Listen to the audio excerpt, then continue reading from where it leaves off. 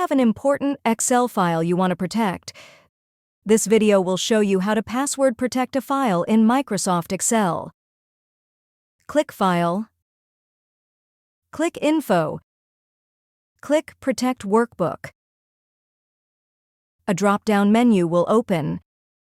If you want to prevent accidental changes from others when you share your workbook, click Always Open Read Only in the drop-down menu.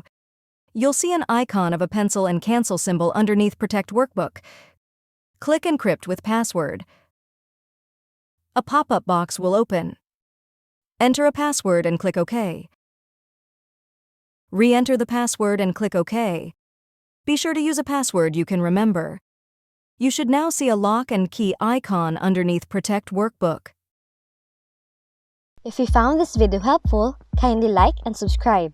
You may also click and turn on the notification bell so you can be notified from whenever we release new videos.